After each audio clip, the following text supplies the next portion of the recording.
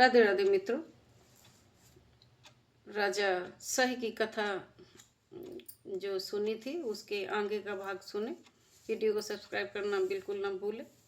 इस प्रकार प्रार्थना करने पर भी उस निर्दयी नरभक्षी राक्षस ने उस ब्राह्मण कुमार की गर्दन मरोड़ डाली और उन्हें उद्रस्त कर लिया। तब वह पतिव्रता ब्राह्मणी अत्यंत शोक से ग्रस्त हो विलाप करने लगी।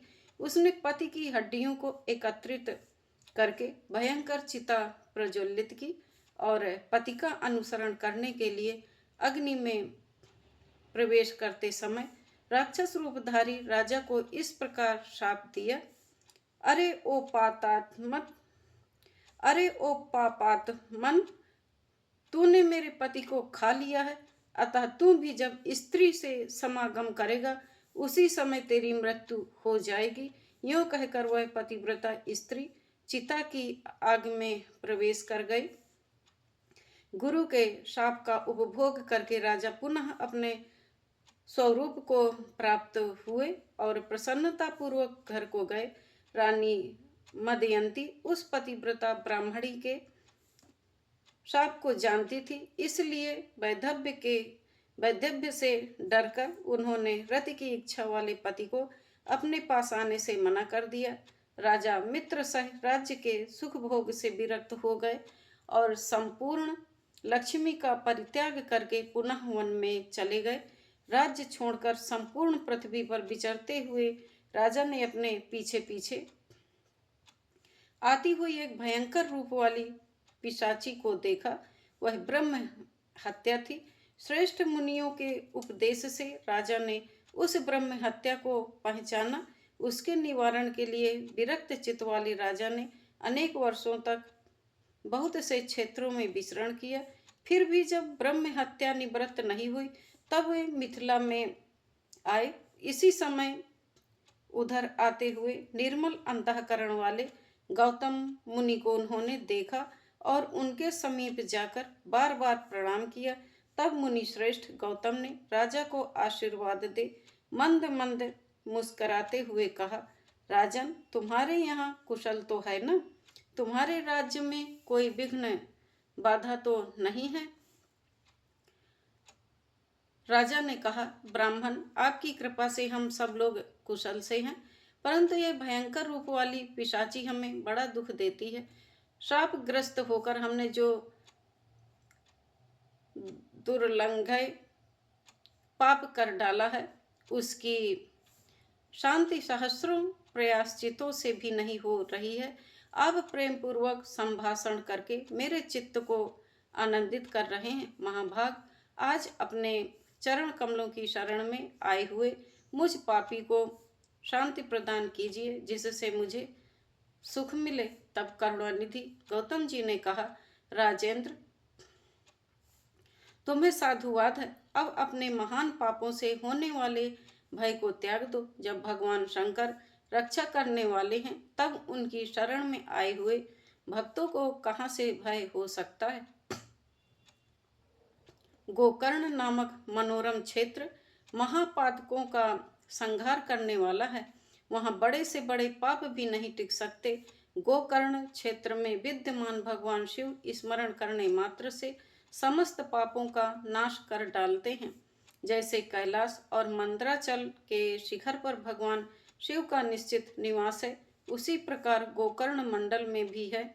वहां महादेव जी महाबल नाम से निवास करते हैं। रावण नामक राक्षस ने घोर तपस्या करके जिस शिवलिंग को प्राप्त किया था उसी को गणेश जी ने गोकर्ण क्षेत्र में स्थापित किया है। सनक सनंदन आदि महात्मा तथा मृगचर्यमय वस्त्र धारण करने वाले साध्य एवं मुनिगण वहां बैठकर भगवान शिव की उपासना करते हैं। दंडी मुनि स्नातक ब्रह्मचारी तथा तप से समस्त पातकों को जला डालने वाले महात्मा। गोकर्ण के समान दूसरा क्षेत्र नहीं है। वहां महात्मा अगस्त मुनि ने घोर तपस्या की है। राजन, इस तीर्थ में संपूर्ण देवताओं के स्थान है। देवाधिदेव भगवान विष्णु, परमेष्ठी, ब्रह्मा, वीर वर कार्तिकेय तथा गणेश जी के स्थान हैं। गोकर्ण तीर्थ में कोटि कोटि शिवलिंग विद्यमान हैं। वहाँ पग पग पर असंख्य तीर्थ मौजूद हैं। सत्य युग में महाबल नामक भगवान शिव श्वेत वर्ण के होते हैं। त्रेता में उनका रंग अत्यंत लाल हो जाता है। द्वापर में वे पीत वर्ण के और कलयुग में श्याम वर्ण के हो जाएंगे। महाबल शिव भयंकर कलयुग प्राप्त होने पर कोमल भाव को प्राप्त होंगे। परम उत्तम गोकर्ण क्षेत्र पश्चिम समुद्र के तट पर है। वह ब्रह्म हत्या आदि पापों को भस्म कर डालता है। इस संसार में जो ब्रह्मघाती, भूतद्रोही, शठ और अन्याय पापी होते हैं, वे सब गोकर्ण तीर्थ में पहुंचकर वहाँ के तीर्थों में स्नान करके महाबल नामक शिव जी का दर्शन करने पर शिवलोक को प्राप्त होते हैं। वहाँ पुण्य तिथियों को, पुण्य नक्षत्र एवं पुण्य दिन में जो महेश्वर शिव की पूजा करते हैं, वे सब शिव रूप हो जाते हैं। यदा कदा जो कोई भी मनुष्य गोकर्ण तीर्थ में जाकर भगवान शंकर की पूजा करता है, वह ब्रह्म पद को प्राप्त होता है। रविवार, सोमवार और बुधवार को जब अमावस्या तिथि का योग हो, तब वहाँ समुद्र में किया हुआ स्नान, दान, पितृ तर्पण, शिव पूजा, जप, होम, व्रतचर्या और ब्राह्मणों का सत्कार अनंत फल देने वाला होता है। महाप्रदोष की बेला में भगवान शिव का पूजन मोक्ष देने वाला है। माघ मास फाल्गुन में जो परम पुण्यमयी कृष्ण पक्ष की चतुर्दशी आती है, उस दिन शिवलिंग और बिल्व पत्र इन सब का सुयोग दुर्लभ है। अहो माया कैसी प्रबल है कि जिससे मूढ़ हुए मनुष्य भगवान शिव की इस महातिथि को उपवास तक नहीं करते। शिवरात्रि का उपवास, जागरण, भगवान शंकर के समीप निवास तथा गोकर्ण क्षेत्र का वास, इन सब का सुयोग होना मनुष्यों के लिए शिवलोक में जाने की सीढ़ी है। राजन, मैं भी इस समय गोकर्ण तीर्थ से लौट कर आया हूँ। शिवरात्रि को उपवास करके भगवान शिव का महोत्सव देखकर लौटा हूँ। शिवरात्रि पर वहाँ का महान उत्सव देखने के लिए सब देशों से चारों वर्णों के लोग आए थे। स्त्री, बालक, वृद्ध तथा चारों वर्णों के लोग आए थे। स्त्री, बालक, वृद्ध तथा चारों आश्रमों के निवासी वहां आकर देवेश्वर शिव का दर्शन करके कृतज्ञता को प्राप्त हुए। लौटते समय मार्ग में एक अद्भुत आश्चर्य की बात देखकर मैं परमानंद में निमग्न हो कृतार्थ हो गया हूँ। आगे की कथा आप आगे के वीडियो में सुने। वीडियो को सब्सक्राइब करना बिल्कुल ना भूलें, लाइक करें, शेयर करें। राधे राधे।